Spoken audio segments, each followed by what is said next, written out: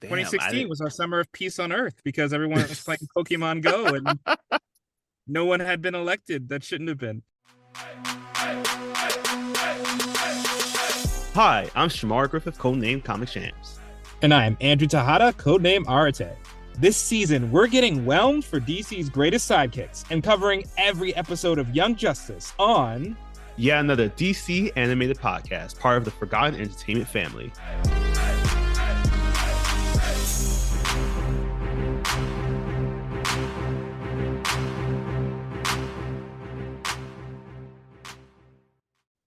Welcome to yet another episode of yet another DC animated podcast. My name is Shamar Griffith, codenamed Comic Shams. And I am Andrew Tejada, codename Arate. Andrew and I have known each other since 1996. That was the year Richard Jewell, an American security guard, stopped a bombing at the Olympic Park in 1996 Summer Olympics by finding a backpack with 3 pipe bombs and evacuating the area before anyone got hurt.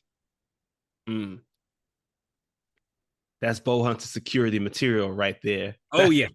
Top notch. Always on point. And the crazy thing is, people suspected he did it afterwards. Oh, wait. I just remember, isn't that the movie that they made recently Yes, about that? Oh, okay. I did not realize that was the full story. Damn. Yep. I also didn't realize it was based on true events. That's even worse. Oh, yeah. It happened. Luckily he was cleared before he died, but just common security can become heroes, big heroes. It's a good thing we're bringing up this guy. I'm glad that Richard Jewell was able to get cleared. Because as we mentioned, he would have been a top-notch candidate for Bowhunter security. As we are jumping back into our Young Justice coverage, we're in season 3, Young Justice Outsiders. And today we're covering episodes 3 through 6 as we talk about Private Security, Away Mission, and finally Rescue Op. Honestly, I kind of reading these titles now, I really wish that we just had Bowhunter security the entire time. But yeah, they could have came back for other things. Right. Timing wise, these episodes take place between August 1st to August 6th. So we're going to be jumping around a lot in these short 5 days or so. And fun fact, this is the 50th episode of the series. So a series that had about 98 animated episodes plus 1 audio play, so it's a total of 99 episodes. We are well past the halfway point of the series, by which I mean with Private Security. So with this whole setup now with the season 3, episode 3, we get some new teams, we get some new dynamics, some new stories continuing on from our set of episodes from last week. And I just felt it was appropriate because of all this newness, tying it back to our episode from last week, as well as the namesake of one of the planets that we visit today. Felt like it was appropriate to call this one the New Gen. Oh, yes. Not to be confused with that show Gen 16. Completely different. Completely different. Please don't come after us. We did not. I don't know who's still around who's working on that show, though. Today our cast list consists of Crispin Freeman. We know him as the voice of Speedy turned Red Arrow, now voicing all 3 Harper brothers today, as Crispin Freeman is Will, Jim, and Roy Harper, who are not actually brothers but rather clones. Next up, we got Carrie Payton is adding another voice to his Young Justice resume, as he is providing the voice of Brick as well as some additional characters throughout this next couple of episodes. We have a returning favorite as Ben Diskin returns to do harm to the team, but not as harm. Today, Ben Diskin is voicing Makam Moors, aka Ma'ala Fa'ek. Thank God. Yeah, I was like, if we had harm in this episode or any other episode ever again, this would have been bad. Next up, you can't keep Jason Spizak away, as he has already retired his role as Wally West, aka Kid Flash.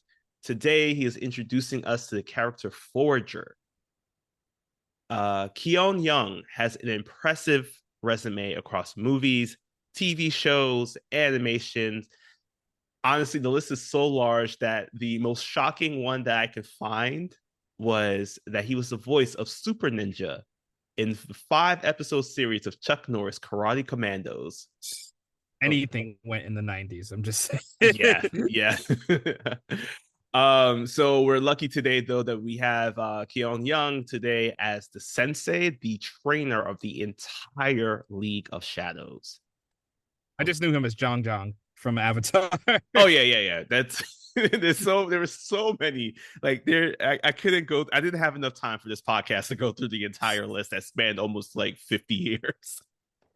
Finally, Lauren Tom, best known for her roles as Amy Wong in the returning Futurama series. Min and Connie, who you might also know from the rumored returning King of the Hill series. I think there's talks of it about it rebooting. But today Lauren is providing the voice work for Tracy, aka 13. 13. Who was that? You know, the unlucky girl who had like one line. Oh, I thought that was Jinx. No, that was it's you know what? They are very close in power set. That's you know, talked about that's a I do want to compare those two at some point. That's a pretty cool thing to just realize. Yeah, I thought it was Jinx. That was in my head the whole time. Well, we're not jinxing this one today, I guess, because today that's our cast list. Our stats are set, so let's Zeta tube over to the beginning of Private Security. Yeah, so here we get an interesting scenario. We again picking up right where we left off, where we see what happened after they got all the kids out of Markovia. And Artemis now has Halo, so now her quirky house setup is even a little bit more complicated because now she's living with her brother-in-law, her niece, and a random girl that floats during her sleep, named Halo. And meanwhile, Brion, the prince, is living with Superboy, and even Connor has to acknowledge how Brion's rage problems are similar to his own when he came out of that pod in the first time. And the common question both Artemis and Superboy are asking is, where is Dick? He set them up. He seems to have set them up, but where is Dick Grayson in the middle of all this? And there's one more person who has to ask that question. Yeah, we have Black Lightning, who apparently is able to afford a room in the Luther Grand Hotel to put up Helga Jace, the doctor who was in Markovia and gave Brion his powers. He's also questioning where Dick is, and we see that Dick Grayson has popped his way over to Star City to enter the doors of Bow Hunter Security, the place where Will has decided to make a name for himself, by which we mean Will Harper, the former clone of Roy Harper. He is on the phone. He's talking with a client. He gives us our fun little Bow Hunter Security, where security is on point line. And we see that Dick enters the building alongside Will's brother clones, Jim and Roy Harper. I also do want to say, I think the hotel room was indirectly from Batman. I think Okay. Dick was like, hey, Bats, can I borrow $1 million? He's like, yeah, whatever. Just take it. Alfred's gonna write the check. Go ahead. Okay, cool. Because I was just like, Jefferson, you have an ex-wife. Please don't add any more like fire to the flames here. Because I don't know why you were putting up a woman in the hotel and using your own money for it. So glad to know that Batman is funding these adventures. Yeah. Because there's a later fact that I'm going to bring up that proves that Jefferson didn't pay for this hotel room. But in any case, over at Bow Hunter Security, the staff is out. So in exchange for helping Nightwing, Will says, hey, why don't you and Arsenal and Guardian, former Guardian, all help me with a security detail protecting the new Apple VR headsets? And they're like, yeah, because if this is what we got to do, they suit up in matching security uniforms, and while they prepare to take care of the Apple sets, we get a little glimpse of what they're protecting. And I think at this time, because I think it was, I forget what the timing is Mm. of this in relation to Pokemon Go. Because it feels like they were making fun of Pokemon Go a little bit here. I'm Uh, not sure how the time is up. no, it wouldn't. It would. It would be really close because I think if we're saying that this is supposed to take place around 2019, which when the episode dropped, so if it was like the same timeline, Pokemon Go I think reached its height definitely right before the COVID pandemic was more well known. So yeah, yeah, probably. Dang. Yeah.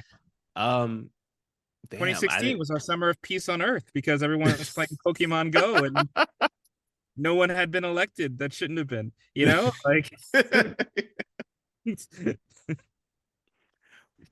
So while we get a chance to see a newer, upgraded version of Pokemon Go played through these VR headsets, where this one guy he's running through the park, he almost crashes into Artemis and Halo, who were going on a walk in the park due to the fact that Artemis had already had plans.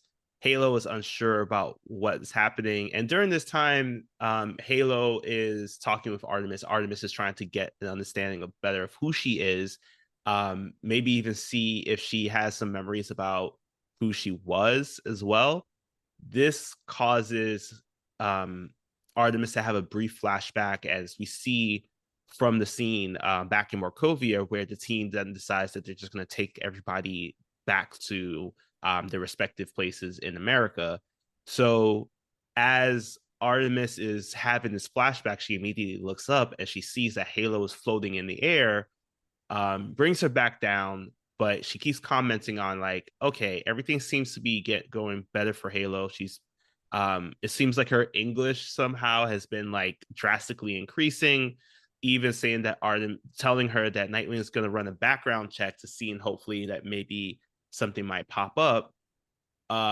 This leads them to try to figure out what they should do next. And Artemis tells her that the real reason why they're here is to meet up with Dr. Fate, who appears from the willow tree that is probably a direct descendant from the one from Pocahontas, because this thing is shielding everybody from seeing around it. yeah, an important line in the middle of this too is that because Halo has amnesia, Artemis is like, then why are you wearing the hijab still? Mm, You mm-hmm. do wear. And Halo just goes, it feels nice. Is that okay? And Artemis says, of course it's okay. And that's the whole extent of the conversation. I think that was really handled masterfully of like how, people might have questions and might be curious about certain religious wear. And this is how you handle it. And Yeah. that's, I choose to do it. And that's all that they're responsible to answer. So I really liked that little beat in there. But as they away from that, we go back to the Dr. Fate situation where he is able to say that Halo has an old soul in a young body. And before they can really unpack what that means, Zatanna arrives. And we are reminded that her father is currently being possessed by Dr. Fate. And for 1 hour each year, he allows the daughter and father to meet. So this is Artemis is there in the area while this is happening. But meanwhile, over at the Warner Brothers lot, I mean, the good VR lot with the same logo, the boys are watching over boxes and doing inventory. Yeah, they're having a very candid conversation about why is it that they're even here. Even saying that, no one steals stuff during the day. And to which I say, have you not seen Fast and Furious 1? Because I feel like there's been no nighttime activity in that film. So as they're having this conversation, Jim and Roy, Will decides to open up the can of worms that is the uninvited house guest that he has at his home currently, which is Halo. Um, Will states that Dick needs to find a way to help these kids because at this point it just seems like he's literally just dropped the ball and just passed away to just give it to somebody else to handle. And he calls him out for saying that, listen, this was a problem that you created, so you need to find the solution. Dick is unwilling to kind of acknowledge that he is responsible for this, because he does, which is something that gets unpacked a little bit later on. But they focus back on the fact that, like, hey, no one's going to steal this stuff in broad daylight. And in such a clever way to change up the dialogue, we do see that Brick and his crew are off to the side, in which Brick says, oh, we gonna steal this stuff in the daylight. Just gangster. I love it. Yes. Meanwhile, across in Metropolis, Jeff is hanging out with Dr. Jace. And this is why I know he didn't pay for the hotel. Because for brunch, they got hot dogs. Brunch, my dude? Come on. Come on. That's barely lunch. From a cart? Come on, man. Yeah, it's true. What is Okay. that teacher's salary? Like, come on.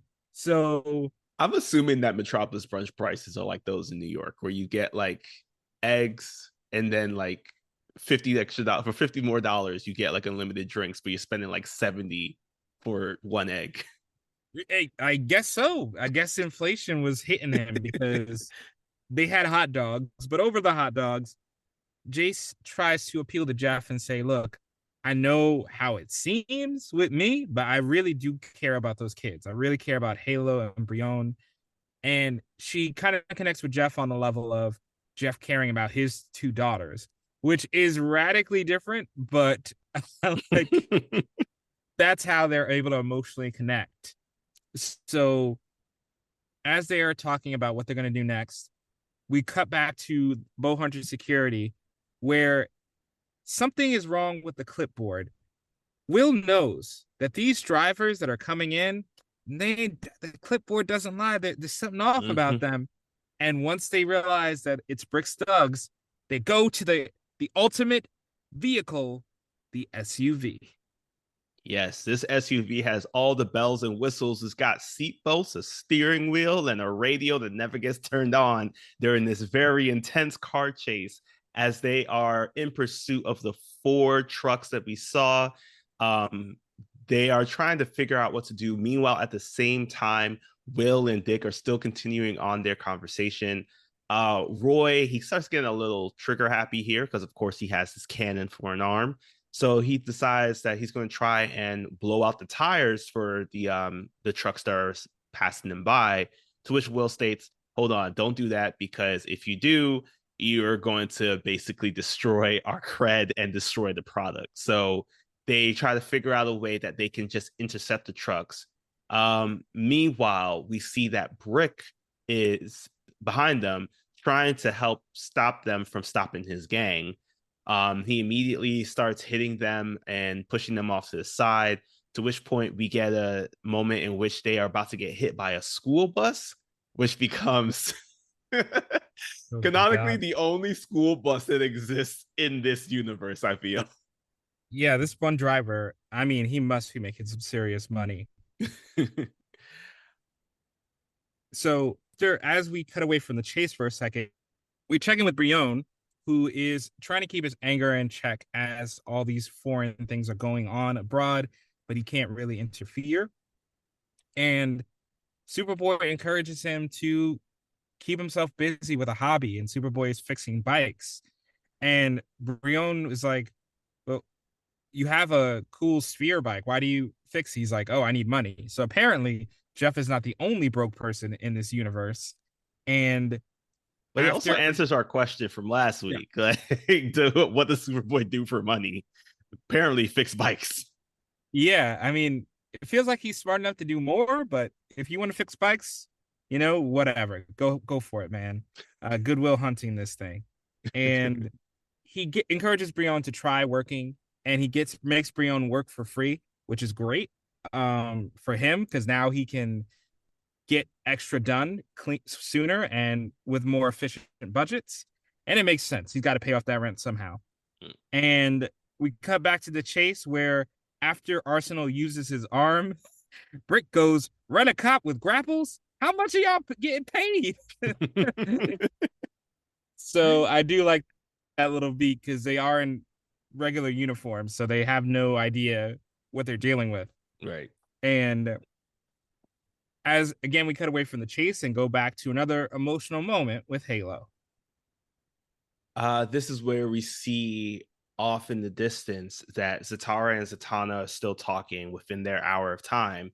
Um, Artemis asks Halo if anything that Dr. Fate has said meant anything to her, and including to the fact is like, has it helped you regain any memories of any kind? Halo doesn't share that she has a full-on flashback of her being buried, and then also coming into working in Markovia the way she was. She states that she only remembers everything that happened where she was found, and states that the only thing she saw before that was just darkness, just tying it back to her being buried alive. This is where she questions again, hey, what are we doing here? Because it doesn't seem like it's really helpful to what we're doing. It doesn't seem like we have any kind of task at hand. And especially because of the fact that Zatanna and Zatara are off to the side talking. This is when Artemis shares that we're not here for this conversation. We're here for the after.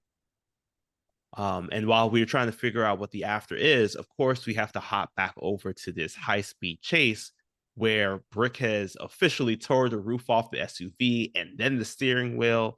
And I'm not a car owner myself, but I felt that pain that Will felt when he's mentioned his insurance premiums because I felt like he was going to have to pay a ton of money after that. Oh yeah, oh yeah, they're gonna go up way. Like he's not gonna be able to afford his rate next month. Sorry, Thanks. Geico, not sponsored. And so once they are forced to jump out of their car onto a truck, this is when there's a little Freudian slip. Nightwing during the battle goes like old times, Wall, and Will goes, it's Will, but you meant Wally West, huh? And that's when he kind of realizes that Nightwing is here for a Wally in his life. He doesn't have one. He doesn't want to put this burden on Aqualad. He doesn't have that kind of close relationship to anybody except Roy, former Roy, now Will. Mhm. And it's a great scene because they're fighting and talking through this emotional issue at the same time. Nightwing does a little flashlight foo, and Nightwing actually comes out with the thing. He's like, "This isn't my problem. This wasn't the mission." And Will hits him with the mission is what the mission becomes. Mhm. And even though Nightwing is like, and then we get to the deeper layer, which is Nightwing saying, "I don't do teams anymore." And this is where we fully understand what's been going on. Nightwing has wanted to be solo to not risk losing anybody else, but now he has no choice. He must step up if he's going to save these kids and the world. So now with this revelation, it's time to run over Brick with the truck. Oh, also, but before that too, I do want to point out something that Will also states, where he says that like he needed somebody to like clear his head about this, and he knows that that's what he was here for.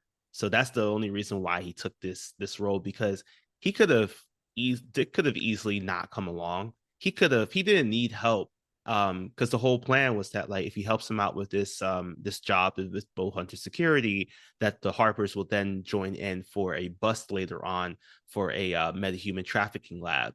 But he now knows that like, hey, you didn't come along just to help me out the goodness of your heart. You just needed clarification that like you needed to step up in some way, shape, or form, and you were too afraid to tell that to yourself or to hear from anybody else.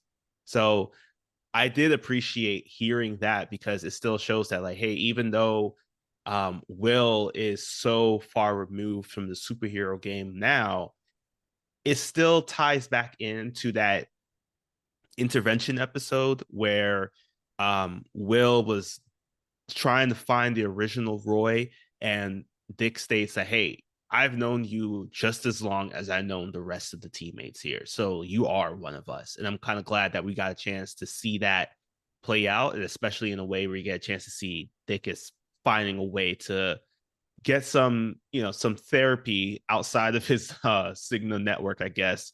Hashtag not sponsored, through Roy to handle this issue that he has with Wally, because I'm pretty sure he's never actually talked this through. No, I don't think. I think this is a really, he's the Batman method of I Yeah. deal with my problems by punching things. I don't Mhm. go and unpack what my issues are. So I think, yeah, he kind of inherited that issue from Batman and never wanted to come to terms with the loss and how that affected him. But now he has to. So as he comes to this new revelation, the NYPD is there to shock Tase Brick, even though they've already captured him. Clearly, he was caught outside in Queens. Um, What? this is definitely because the suburban setting, the warehouse. I'm thinking Queens is where this went down. You Let's know, location. yeah.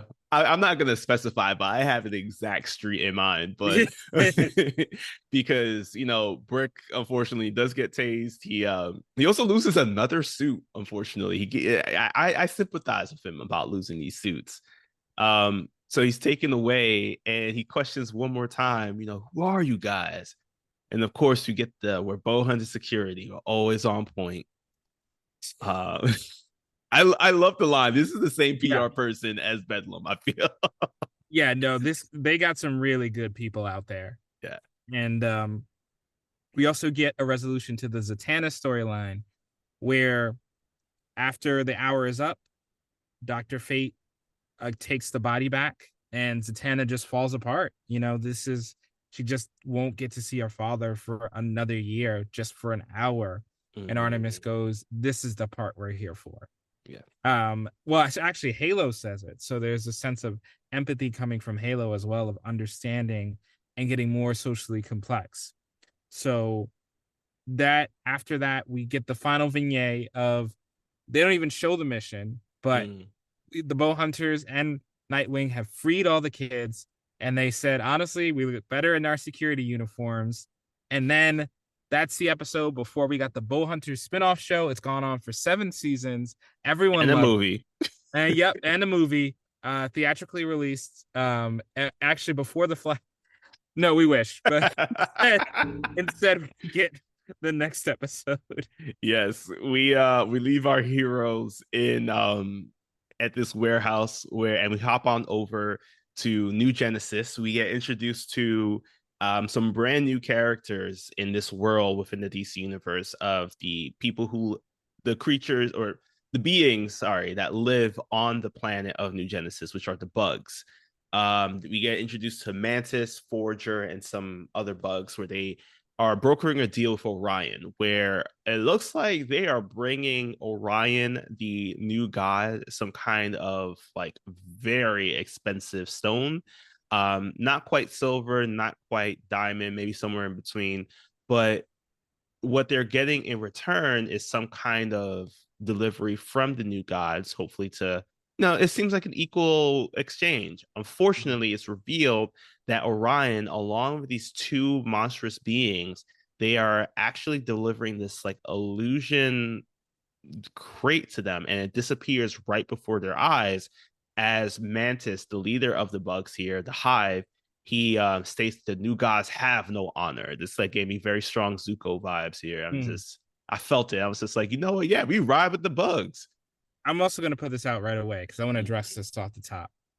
With the depth of Orion's voice, the gravel in his voice, Yeah. and the fact that, we may not be getting too much more of Groot in the near future, James Gunn, Vin Diesel is your Orion.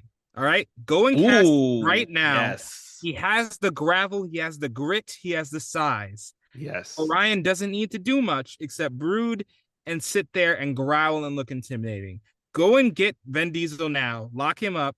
That's my RT alteration for real life. Vin Diesel as Orion We immediately. will we will set up the petition, and we know that Vin Diesel will love it because he'll get a chance to ride on that like hoverboard thing. It's like a car, but he can still live his life a quarter mile at a time. Like, come on, it's right Yeah, there. I think let's get this workshop, get the petition started. Let's go. But while we're waiting for James Gunn to get that Vin Diesel casting secured, we cut back to Earth where Brian's brother is again saying, "Look, I'd love to have you home, but with the bad blood towards metahumans right now. It's not possible. And as he's trying to go through that, we get a new god coming down from Earth. Bear. Mhm. It's Bear, right? Yeah, it's they Bear. It's they Bear. just great, good animal Not to be name. confused with the Hulu show. Yeah. He's not as aggressive as that show. He does not have any Michelin stars.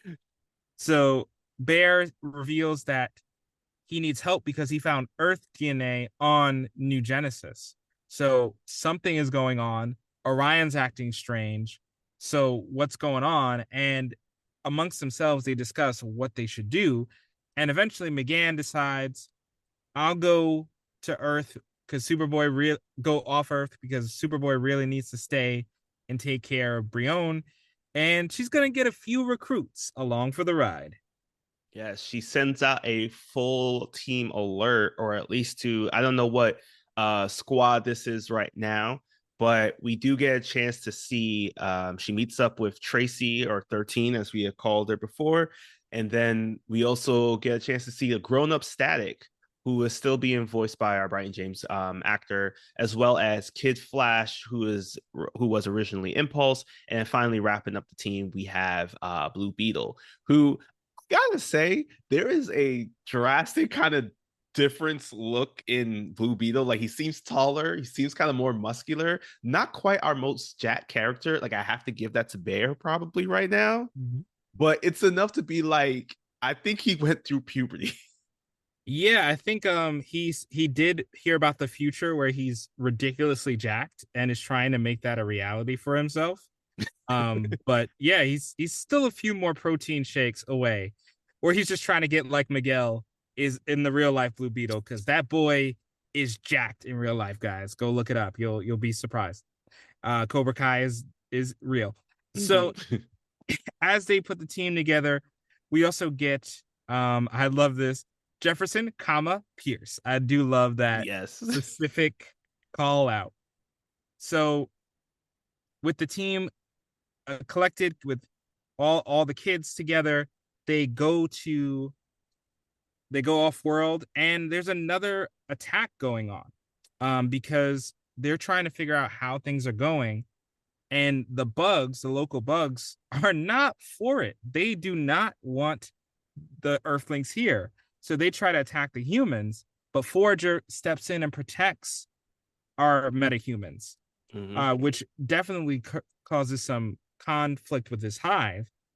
And while we're trying to figure out what's going on with Orion, because Bear mentions Orion is away from New Genesis. This is not here. Bugs don't buy it. They think it's a poor excuse. But we go back to Earth, where Halo says something to Brion that she doesn't quite mean. Um, so she keeps stating, because she sees how angry Brion is about what's going on for him, to the point where he decides to test out his powers a little bit. But she keeps stating that something about him is broken. Uh, he's not quite sure what this means, and as he is getting aggressive because of what he's being told, his powers start acting up, and he starts testing them out. And this causes for the original members of the team, including Dick, to walk on over and say, "Hey, no, keep going, because I think what you're doing is pretty cool. I do want to see what the limit is to your abilities." And this leads into a full-on demonstration between Brion and Halo to try out their powers. This is Um, also the villain origin story for the Gardener, a villain who is oh, when his beautiful, immaculate gardening is destroyed by a random prince testing out his powers. So yeah, if you ever wonder what the origin was, this is the episode. yeah, I believe that he's going to team up with the Cabbage Man from Mm, Avatar. The two yeah. of them will have a lock on everything green in the near future. They're the real saviors of the green. So we hop back on over to New Genesis while they're testing out their powers, and we see that Miss Martian has taken on the shape of a bug to join in on this other meeting that Orion is having. So Orion comes on down. The Hive shares that they have some more materials that they wanted to give to Orion, in which Orion states, I don't want that. They even offered their weapons, and Orion's just like, why would I take this kind of technology from you when your technology is trash? And I was just like, bro, come on, like, stop it. Fortunately, though, Miss Martian is sensing that this attempted deal is something is truly off about it. She even detects some kind of psychic wave. So she immediately starts shifting into her white Martian form, which causes Orion to run away in fear. As the two of them depart, the team is trying to figure out what's happening because it doesn't seem like this wasn't in the agenda. This wasn't the plan. So while they try to figure that out, we're here wondering, is it Simon? Is he returning? That's what I thought. I thought it was Simon. Oh yeah, they set it up as Simon. Yeah. I was ready. I was just like, oh, we coming back for round 3, Simon? Another L for you? But okay. But while we try to figure out what's next, we hop back down to Earth where they are again teaching them how to control their powers. Brion, well, let's just say that this show, I think, got a TV-14 rating for this one. Yeah, just like Jessica Alba in the Fantastic Four movie, Real Deep Cut, he loses his clothes while using his powers, and is Halo checks him out a little bit Mhm. by flying above the hands, and this is where, again, Halo is going, you shouldn't be upset, you are nicely shaped, which is a great line. And this is where Halo gets the spotlight, and she starts cycling through the auras about her protection. We know about her healing, but she gets a new aura where she can shoot lasers. So now we can see her powers are growing more than we even expected. And as we're as she's healing from using her powers on herself, we cut back to New Genesis, where it's revealed that the fake Orion is M'gann's little brother. And the little brother is essentially trying to start a white revolution. Now I know how that sounds, but we mean white Yeah. Martian revolution. Where we get these really we'll get some more depth into it, but he essentially wants the bugs to rise up and overthrow the new gods. He wants this chaos. He wants the oppressed to rise up against their oppressors by any means necessary. And M'gann hits him back with, you're the oppressor because you're using your mental link to manipulate these people and incite them into violence. Mhm. So who's really the bad guy here? And as this conversation cuts away, we get to Dick making a promise to keep Brion in line. Dick states, as Brion is quite upset over the fact that he can't get control of his powers. It seems like everything is just lost for him. He just wants to be alone. So Superboy states that there's got to be a better way to, give him an opportunity to control his anger, and a lot of which his powers derives from, to which he states you got to give him a purpose of some sort, a goal in mind. And this is where Dick states, we can help you find your sister. As a reminder, we were talking about Tara Markov, who was the kidnapped princess from about 2 years ago, with some connections with it being connected to the metahuman trafficking. So as Brion hears this, he drops his bag and immediately states, I will join your team if you can help me find my sister. So now we got Brion and we got Halo on this team, as we see what's happening for the rest of the team as the Battle of the Martians is continuing on New Genesis, where in the effort to continue on with this deal, because M'Comm did say that he made a deal with somebody to help with the White Martian Revolution, Miss Martian is telling him that there are better ways to deal with this oppression. Like, you can do so by love. And I'm just getting the parallels now that his name was M'Comm, kind of close to Malcolm. And you can see that M'Comm decides to use bloodlust and war and battle in order to get his White Martian power back by any means necessary, while Miss Martian is telling him that you can choose love. And in this psychic battle, where he uses the creatures that were by his side to attack the rest of the team, he and Miss Martian, they battle it out, where we see how he tries to trick her and say that, hey, I hear what you're saying. I think what you're saying is right. Maybe I can use love.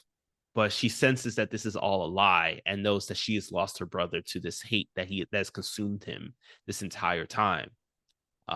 So she's able to conclude the battle, but not before he does something very drastic and dark to the two monsters that are near him. Yeah, this and another quote I really want to highlight here is that when they're going back and forth, he because we see a flashback to their childhood where they're attacked on sight just for being white Martians. Mm. And he says wars are won by giving into anger. And M'gann disagrees. She says wars are won with love. And if you look at the series as a whole to this point and the wars they fought, you can see that. You can see evidence of that all over the place, of the unions and the bonds between people being strong enough. It was the bond between Scarab and Jaime that saved the world last season. So, it's like you don't always have to use violence. But he is ready to use violence because he decides to set a self-destruct button that kills the two metas, one of them who was really jacked and cut down in their prime. But unfortunately, we're not going to see any more of them because he forced them to die on the spot. And despite his treachery being revealed, the bugs don't buy it. And they essentially declare war on New Genesis. And, M'gann's brother got exactly what he wanted. And things aren't good for Forager either. Yeah, because his hive realizes that like this all happened because he brought out the Earthers. By bringing them here, they don't know who was truly manipulating them, because Orion was doing all this stuff with their deals, but then they know that Miss Martian has psychic abilities, so they don't know who was psychically manipulating them. And they decide that the best thing for them to do is to kick Forager out the hive. Prior to M'Comb's escape, also, he states that Forager was the one that ruined his entire plan here. So he knows that if he ever comes across Forager's path ever again, he will kill him. And the hive basically says the same thing to Forager. So Bear steps up to Forager and states, you truly do not have a home here on New Genesis, because you have a shapeshifter who's after you and you have no hive to protect you. This leads to Forager being very just lost, very much like a reflection of what we saw in our previous set of episodes with Brianna and Halo, who had nowhere to go. But Miss Martian comes over and lends a helping two extra hands, as she grows two extra hands to hold all of Foragers, to let him know that he has a place on Earth, which Forager is reluctant to leave, to head to, because he doesn't want to leave his home. But Miss Martian does assure him that it's not going to be forever; it's just for now. As they open up a boom tube and head on back. And it was so messed up that I thought this, but when they were bringing the metas back, I kept thinking of the scene in Goblet of Fire. Bring my body back to my parents, Harry. Just bring them back, please. Of Cedric Diggory. Yeah, I didn't really have any note. That's just something I remember that it made me think of. Damn it. You just made me, I feel so bad because I do kind of end up mocking not that scene, but the scene where it's just like his father's very distraught. It's a very heartbreaking scene, yes, but it's just very over the top for me. My boy, my boy, my boy. He said to bring his boy back. But yeah, there's no more for that episode to talk to Ruin, so we can move on to the last of the bunch. Yeah. Rescue Up. And we're bringing our boy back here, though, because living on the edge, killing people and spinning webs, we got Black Spider, who's coming after another target. Jakar Marlowe. I love this scene so much. It does lead into someone dying, but I just love Black Spider's commentary the entire time.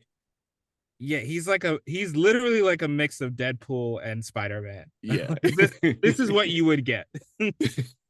So Black Spider is targeting this Jakar Marlowe guy who comes out wearing some VR goggles. Apparently, they're allowed in clubs. So he states that he's looking for someone by that name, and Jackie, as Black Spider continues to call him throughout this scene, states that his bosses will be really proud if he's able to kill him right here because hey, it's you have some explaining to do here, Jackie. Um, Jakar runs away. He is able to escape from Black Spider's gaze, and just when he thinks he's safe, he sees something falling down from the sky, and some will assume rain, some will assume snow, but no, he gets a whole boulder the size of like the rock from Indiana Jones. Not the one from the Dial of Destiny. I don't know if that popped up. I haven't seen the movie yet, but the same No rock. rocks, no rocks. The rock. Oh, okay.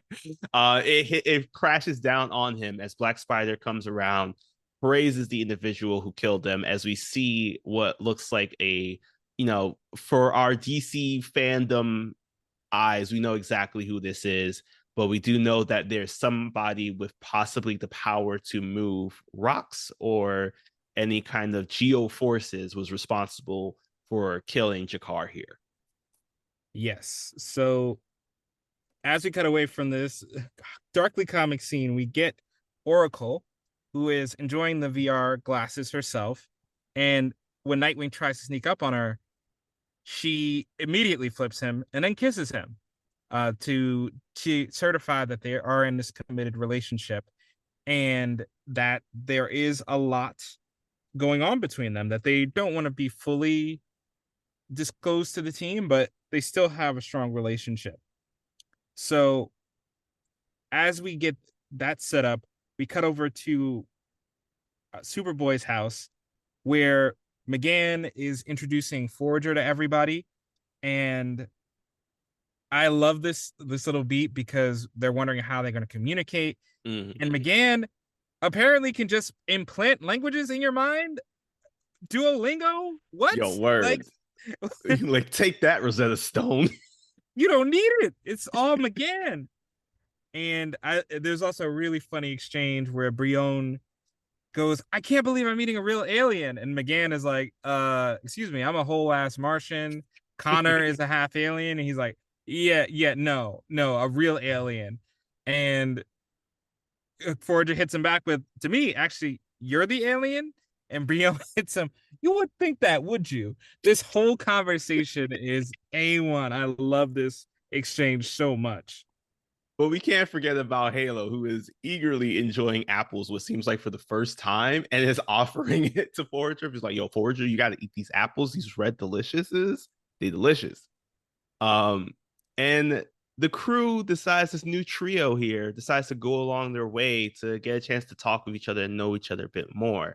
The main thing that does happen too is that while we're having this fun moment, is Forager shares that like he is an exile from New Genesis and explains the situation, and it does create this solemn tone that fortunately has a very heartfelt moment where Brion gives a shoulder touch and says, hey, I too am an exile, so I understand, and it creates a bond between the three of them here. Meanwhile, McGann is telepathically talking with Connor and Artemis, trying to figure out, where is Forager going to stay? I don't know how many rooms McGann and Superboy's home is, but I'm pretty sure they are running out of space and definitely can't put it up in Artemis and Will's house anymore. So they're trying to figure out what to do. And then McGann spots the SUV, not an SUV that was destroyed by Brick in our earlier episode, but an SUV that's actually Bioship, and she turns it into an RV. Yes. This is come on, Bioship. You just keep on giving. And I do love that as it's transforming, Jeff is like, oh God, and he's freaked out by it to remind us that things are still weird to metahumans. Mhm. And at this time, he comes in with the FaceTime call to bring Dr. Jason. And Brion is focused on one thing: is my sister alive? And upon saying that, Jace says, "Look, I don't know for sure, but I know she'll have Geo Force powers. I know that for a fact." And Nightwing comes out of the shadows like a good Batman always does, picks up on that fact, and puts two and two together. That likely the assassin crushed by a giant rock, since he said Black Spider doesn't usually do that. There's a possibility that Tara has been turned over, that she's part of the League of Shadows.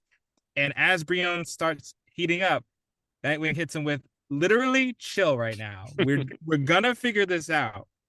And he does mention that the League of Shadows lives on Infinity Island, but he doesn't want them to make moves against Ra's al Ghul because he's goddamn Ra's al Ghul. Exactly. Facts. So that's all the reason you need A through C.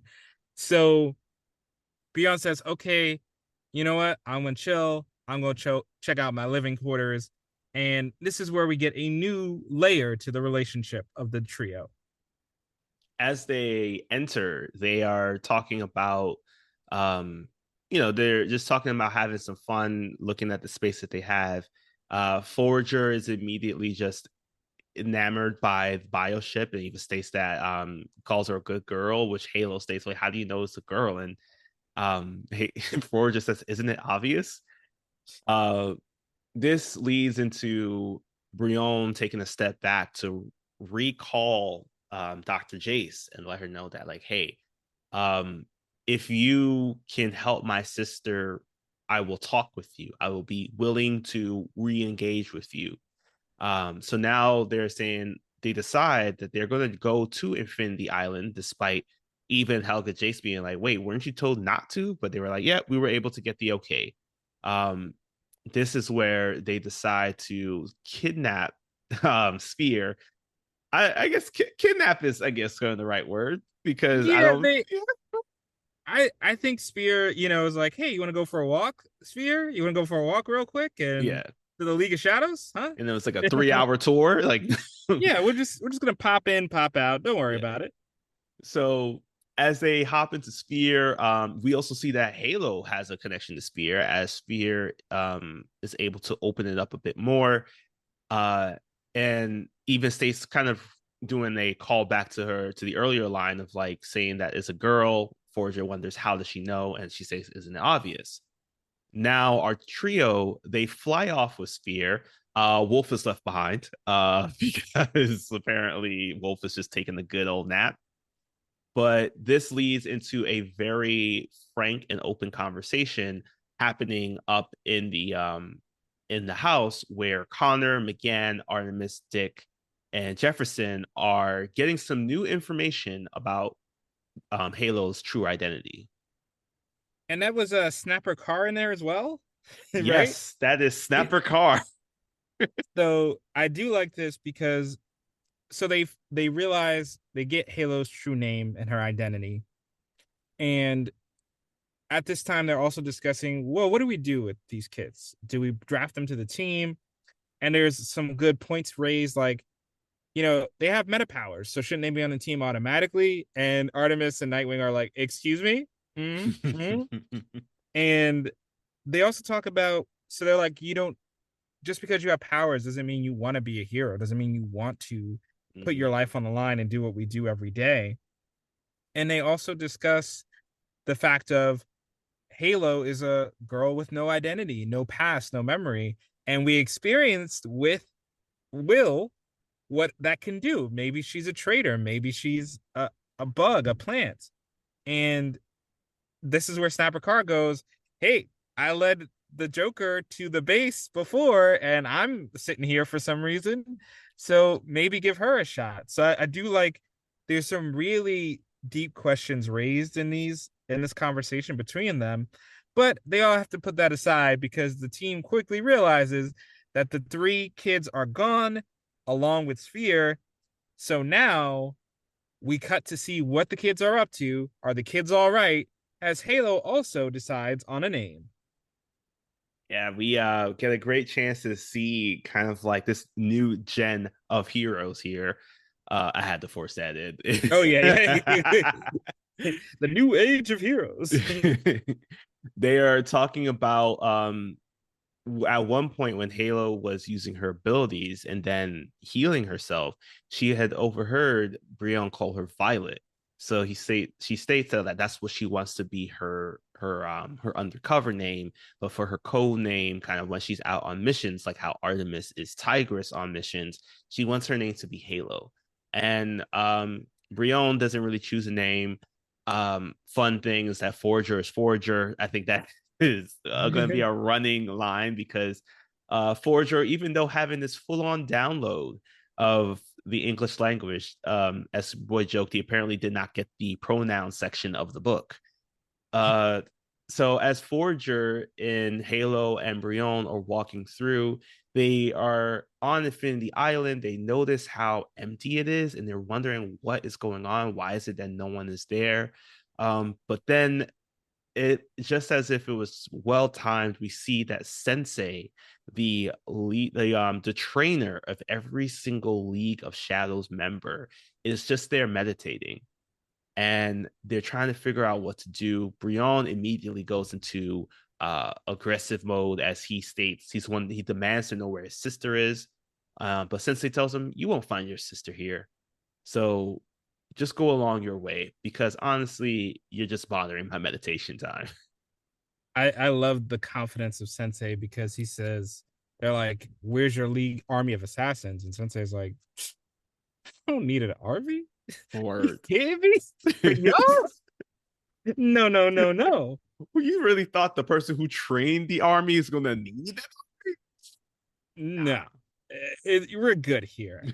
So as Nightwing is in the distance, knowing that this is a rebellion and being reminded that this is the exact same thing he would have done back in the day, we get to the fight with Sensei, and it is a slaughter because Brion throws some lava. Sensei just walks over that. It doesn't matter to him. He's able to subdue Brion, subdue Sphere, snap Halo's neck, her whole neck. Breakneck speed, yo. Yes. And to after the battle is done, after he doesn't need any help, he basically calls the assassins to just pick up the bodies, essentially, and take them to jail. And in one of the darkest scenes, I think, in this show, he throws Halo's body at Brion's feet with a broken neck. And as we are reeling from all that's happened, Roz is in his control room watching this all go down, and he sees Halo regenerate and come back to life. And Roz is like, "Hey, normally that's me. That's the thing I do. That's my thing, but it's cool that she can do it too, I guess." And I do love Sensei, like, "Sensei, I swear I felt the life leave her body. Dead. I swear to God." He's like, "Yeah, it's all right. It's all right, man. Be easy, be easy. I'm kind of want to investigate this." So before he can get in more info on Halo, the team, stealthy and easy, breaks in, and now they're doing a jailbreak. Yep. And obviously, Brion is just upset over everything that happens. Because he knows he's the reason why they're all in this situation here. But they're tell him that is a conversation for once we get off of Infinity Island. So as they try to escape, they come face to face against Sensei. Ubu has returned, and they're also met by a red hooded ninja. Um, they immediately Sensei demands that like they're not leaving this island. And Nightwing states that we have to go. We are leaving. We didn't mean to trespass. We're going to be out. But knowing that their backs are against the wall, the only thing that they can do is fight. As we get some great battles between Superboy and Ubu. Sphere and Forger decide to ball up, kind of like Sonic, go off in super speed and crash into Ubu, destroying all of his apocalyptic tech. But the battle that seems to be taking the longest is this battle between Nightwing and this red-hooded ninja, who both of whom seem to be able to counteract each other's moves pretty well. Unfortunately, we don't get a chance to see who wins this battle because Ra's al Ghul, with his big Ra's energy, walks on through and calls for a stop of the entire fight to drop some truth bombs onto every single person there. Yeah, oh my God, the aura on this guy. He just Word. goes, I believe the detective would be disappointed in this. And you saw Nightwing felt hurt about that too. Yeah, he's like, oh, he can hurt you psychologically. And I'm not mad, I'm disappointed. yeah. And this is where we get some real big bombs where Ra's reveals he quit the light. He quit the shadows. He's done with all of that. And he just has an island with a bunch of loyal servants that are willing to do whatever for him, which honestly, go you, be an entrepreneur, live for yourself. And so at this point, Artemis is really curious, her close association with the League of Shadows. So she goes, who's in charge? Sportsmaster? And he goes, no. Ross is like, no, not that man. And she goes, oh, Cheshire? And he's like, get out. Not right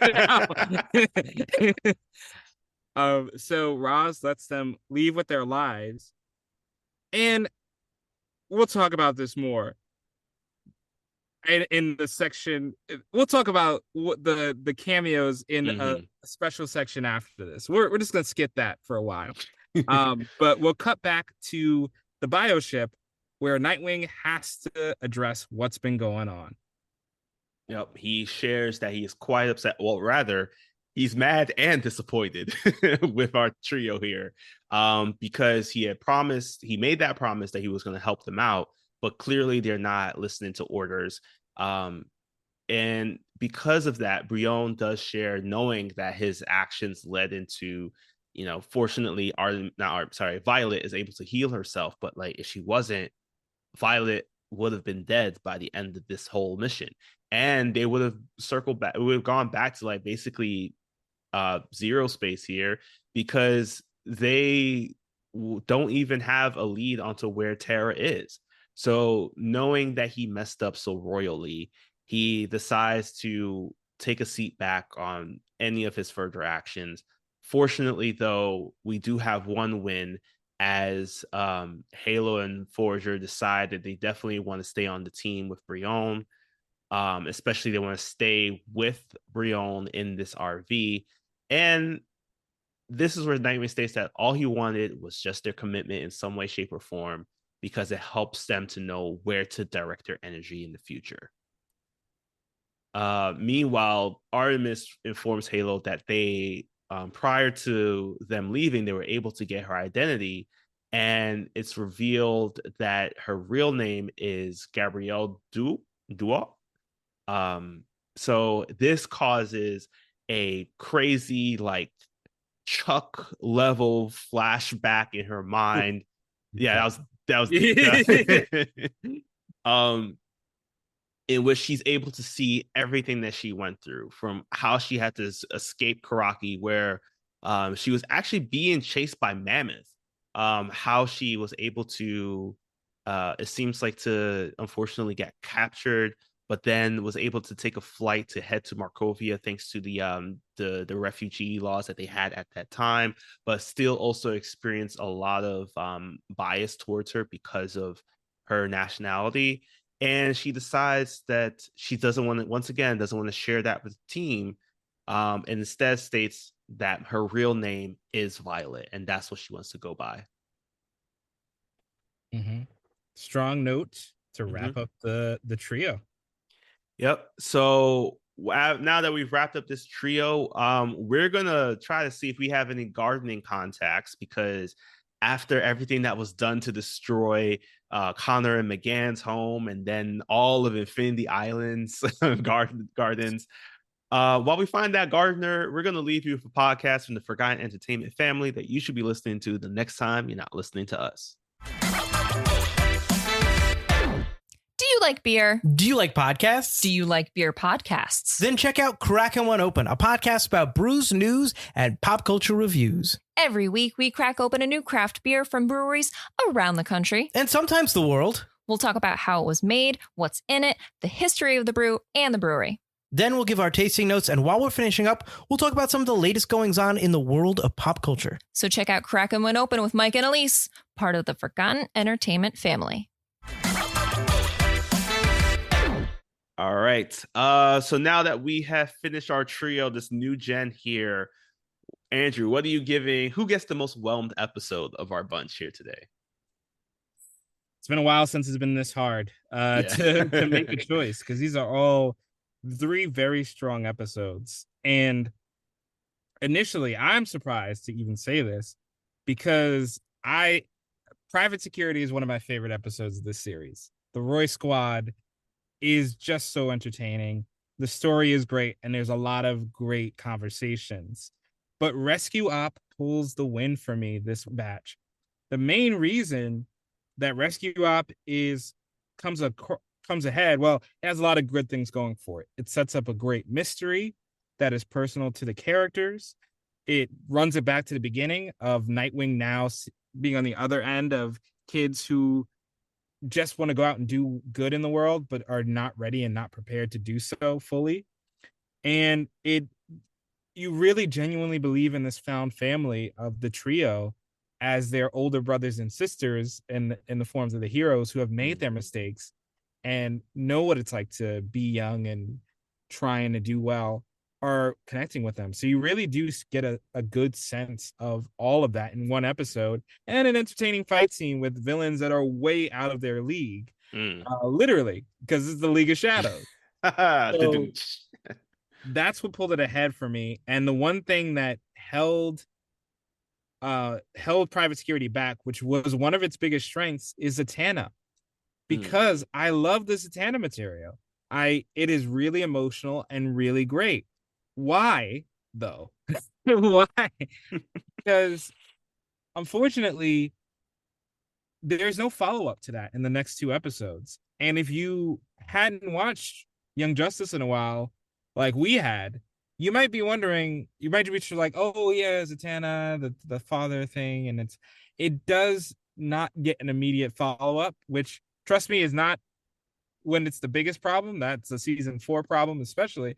But the lack of follow-up, the lack of setup to it, it just feels like kind of an add-on to it. Whereas everything that happens in Rescue Op is self-contained, and it does feel like those old Justice League Unlimited episodes where you just get 3 random heroes that should normally have nothing to do with each other, working out their issues and coming together, and it's all self-contained, rather than having that with the Roy Squad and then adding Zatanna in. So that's why Rescue Op pulls it. I love the Longbow Security. I want the 6 seasons of the movie, but Rescue Op is my most whelmed. Where are you at? I'm in the exact same boat, man. We sitting right next to each other, because I love Private Security for the Roy Squad. There is no better team out there. I too was just like, yo, I want the 6 seasons in a movie right now. But Rescue Op really does pull ahead for me, because mainly because it does create this. It's a stronger episode when you give it a holistic view to the rest of the series. I think together, Private Security and Rescue Op work well together, because in Private Security, you're getting these individual scenes where like Connor, Artemis, and Jefferson are dealing with their like newly displaced teammates in this way, and while at the same time Dick has just abandoned them, like he has just wiped his hands clean. But the conversations that are happening in Private Security get cleaned up and are fully addressed when they're together in Rescue Op, or even leading up to that. Because when in what's it called, Away Mission, where Dick finally returns, decides to take on the lead, the only mention that you get of that is when Artemis states like, hey, weren't you supposed to be looking into this in this entire time? And he's like, yeah, I'm getting to it now. But here is where in Rescue Op you get a chance to finally see it all flesh out. Yeah, it feels like, sorry, just really quick, it just felt like you forgot a homework assignment. Yeah. Somebody's whole life. We had a test today? Like that's what it felt like. But yeah, it is like it does feel like that, and it does like it finally fully comes together with Rescue Op because the other thing too is that like we're finally, and you were talking about this kind of this realization that our former team, like the kids that we have seen for so long, are no longer kids. They are adults, and that means that they have to take on these responsibilities, and especially with this responsibility of taking care of this new trio. And it did have me question, like, did the Justice League talk about it like this back in season 1 when we first got introduced to Connor? And they brought in everybody there, and they were like, how do we take care of these kids who want to do their own thing, but knowing that they have this immense power behind that? How do we provide the responsibility for them? Seeing that like Rescue Op gives our characters now that growth that we've been wanting to see all this time, I like it, especially because I don't think I don't think they've ever actually had a moment in which they had to take responsibility in this sense. In the past, it's always been that like any new person that's joined has been around the same age as them, or has been like, or like kind of had that deeper connection, like Garfield. Like there was nothing much they had to do. It was just like they were about the same age. Garfield joined the team, was already dealing with the loss of his mom, but then at the same time, they were going through that too. Meanwhile, on another side, they never had to deal with it because they were kind of like babysitters in a way, I think more so in season 2. Because with the Runaways, they were able to just say, like, listen, we're done with them, we could just return them to Star Labs. With Blue Beetle, it was like, we're done with them, we could just return him back to his home. They never had to sit down and be like, we have to make a home for these individuals that I think that they have to do right now with like Brion, Violet, and Forger. So that's why for me, Rescue Ops, seeing them kind of struggle with making sure that the kids are all right, I like that so much more, especially in this look of this entire series. Yeah, and it also kind of brings very subtly. They never say this because they don't, and that's why it's so well written. This is a correction for Superboy too, because when Superman first met Superboy, he didn't really want to deal with it. He didn't want to come to terms with the clone. Didn't really consider him like a son or a relative. So Superboy knows what that feels like to be rejected by the people that should be close to you. So he is going out of his way to make sure Brion feels accepted and supported and loved. And it really is something that is so important, and it plays out throughout the season. So this is really crucial setup, this trio, and what happens in this episode, from what I remember of the finale, will make a big difference to the finale. So that's again why this episode is so strong. It's setting the foundation for all the great things that are to come. Yeah. So yeah, all right, so Rescue Op, surprise victory here, because I was definitely going to give it to Private Security, but hey, the writing is writing. Yeah, I came in ready. And before we go to comic book knowledge, I'd like to unfortunately bring back a segment I call Plot Points That Go Nowhere. That was Red Hood. That was Red Hood on the island, because Ra's is like, oh, is your memory coming back? Great, because he remembers Robin. We don't get any follow-up to that ever. Nope. And also, Damian Wayne is here, everybody. Talia's holding Damian Wayne. Little baby Damian. Will we see him? Nope. We will only see him if you hop back over to our very first season. I feel like this is, if you stop right here, you do another 5-year time jump, you got the DCAMU. That is it. Jeez, all these teasers that just go, especially the Red Hood, which would be weird to do on this show, I feel, because of all the Roy stuff, it kind of feel redundant. Yeah. So, but I don't even know why you would even tease it. Like, I don't even know what the thought process was. Yeah, because also it makes me want now to see what was it like for Jason Todd to be trained by the League of Shadows in this way, because in the past it's always been like he has been resurrected, and then he just bounces. He just starts working out, taking out Batman and Joker. That is it. I think the dynamic that we'll see now in that case would have been so cool to see. But again, we plot points that don't go nowhere. Yep. But shifting over to some plot points in comics that may have gone somewhere. Today, of course, as always, we try to connect the Young Justice comics to the show. Unfortunately, we only had 2 comics for season 3, which we talked about last week. So today we're just going to talk about who are the outsiders. Mainly because it's it's the subtitle of our season here. After 6 episodes, we're kind of getting more of a sense of who these individuals are. And they will pop up with this name later on, but I feel like today's set of episodes probably dealt the closest with who the outsiders are as a whole. And they are the outsiders. They're a team of like the non-main heroes in the DC universe. So if you weren't a Superman, a Batman, a Wonder Woman, anybody that was in the Justice League, if you were just like, you had like your own, like 5 blocks of Gotham that you were protecting every night, you probably could have made the roster of the outsiders. And that's mainly because they operate outside of the system to handle the situations that are affecting the earth.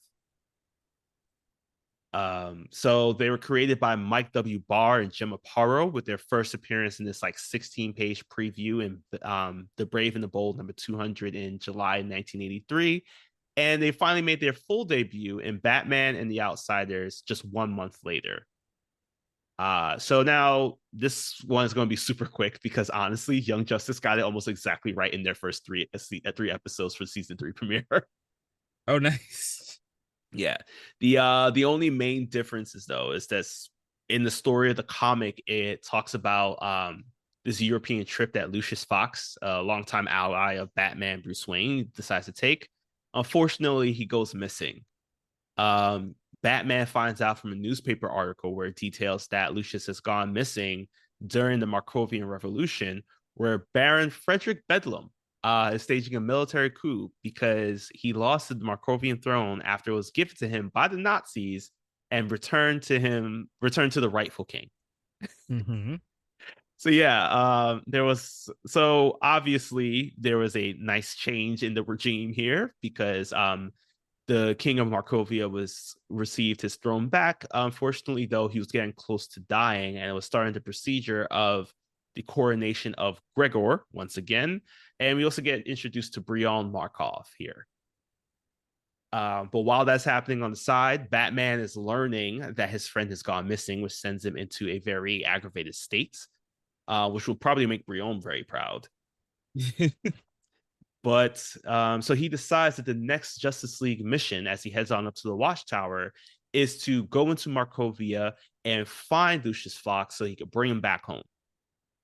As he enters, the entire league is there, and Superman is the one to go up to him and state, hey, we can't do that. We have to shut this whole entire plan down, because he had a conversation with the UN and assured them that the league will not step foot in Markovia, as they feared that with this league presence, it might cause a larger revolution because they wouldn't know who brought in the league, which will lead to both sides of the revolution to try to up the ante even more.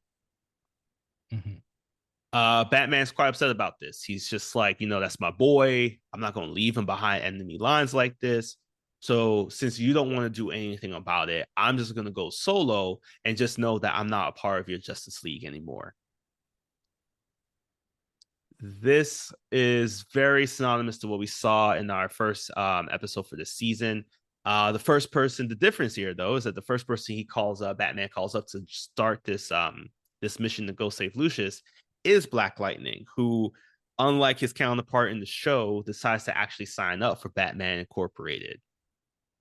During divorce time, I guess. Yeah, I didn't dive too much into this, but I wouldn't be surprised. Jefferson Pierce is known as a very divorced man throughout comics. So along the way, they do find some new recruits. They come across the light-based hero Halo, who they once again, just like in the show, they find not in the cemetery this time, but in the woods. She has amnesia. And instead of being a Middle Eastern BIPOC individual, she's now a white blonde woman in the comics. Sounds about right. Yeah. Sounds about They also come across Metamorpho, who's traveled to Markovia because he wants to meet Dr. Helga Jace, who he believes has the cure to cure him of this ailment that he has, which for people who don't know, he during this moment where he was absorbed this like kind of gaseous material, he can now shift his body into any material, but he does have this monstrous like appearance. Unfortunately, though, Helga Jace was too busy giving Bryon Markov his powers, because this is where, in order to fight in the war to end it all against Bedlam, she decides to give Bryon the treatment to turn him into Geoforce, a name that we'll soon hear in our show. And finally, we have Katana, who rounds up the team here. Who was actually in Markovia because she was planning to kill Bedlam's military commander, General Carnes, which she found out, who she found out was partly responsible for the death of her husband and kids. And honestly, she gets the job done in like 5 minutes. nice. Yeah, I just keep hearing Rick Flag going, "This is Katana. She has my back. She can cut you like easier than a knife cutting butter." Like that long intro in Suicide Squad. So yeah, we get this, and she does show that skill. She does cut this man like butter. And the story plays out very similarly to what we saw in our show. Just remove the metahuman trafficking in favor for your typical random individuals who just happen within a small town story trope, and they're led by Batman, so they're able to defeat Bedlam. And at the end of it, they're like, "Hey, we worked well together. And in fact, I think we should form this new team called the Outsiders." And Batman's just like, "You know what? I'm not on the team now, so might as well join yours." Okay, Bats. He eventually does become the leader of this 6-person or so team.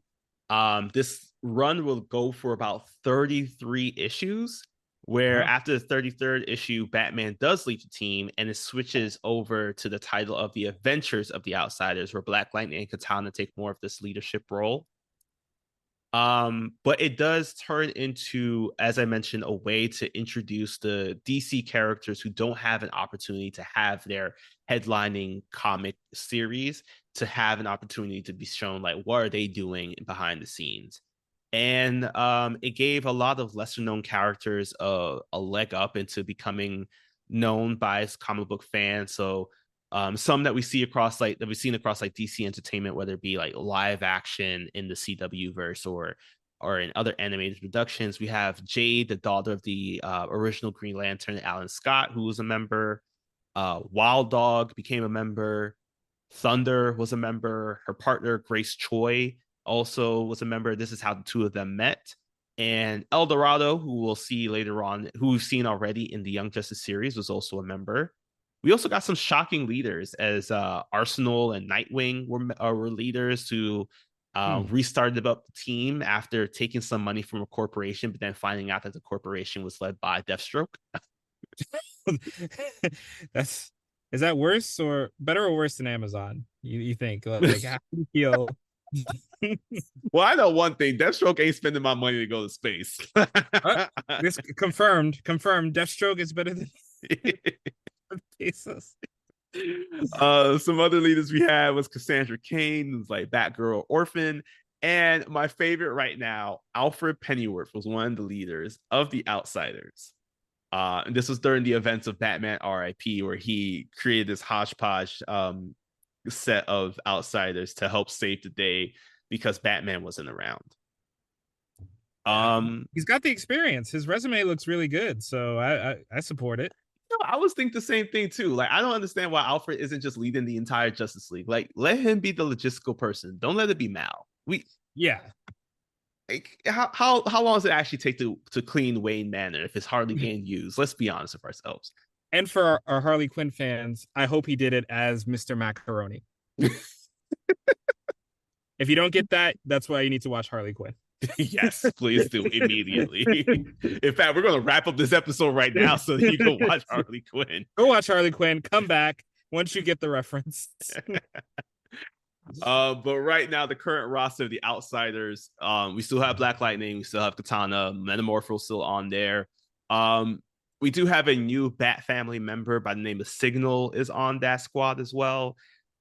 Signal is just a new Black hero that came out some time ago after I think during the one of the many times that Batman has died.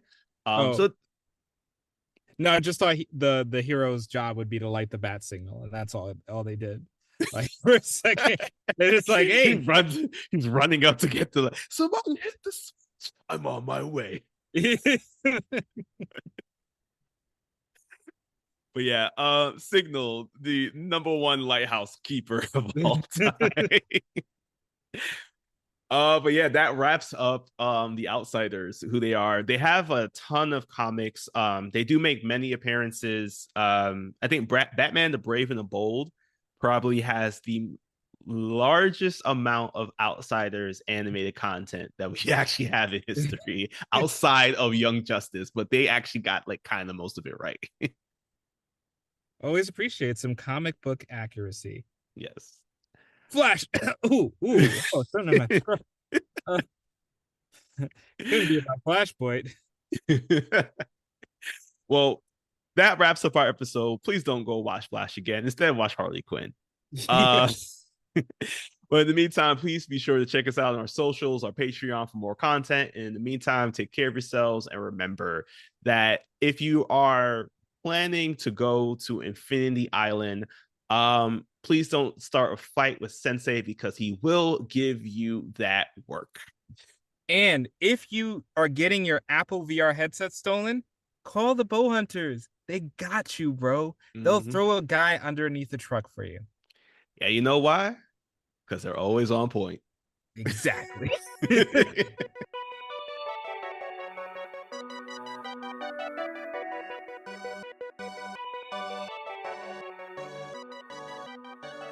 Thanks again for listening. Yet Another DC Animated Podcast is a proud part of the Forgotten Entertainment family. If you liked what you heard, leave a review and share us with a friend. Also be sure to follow us wherever you get your podcasts and on social media at YA DC Animated Pod.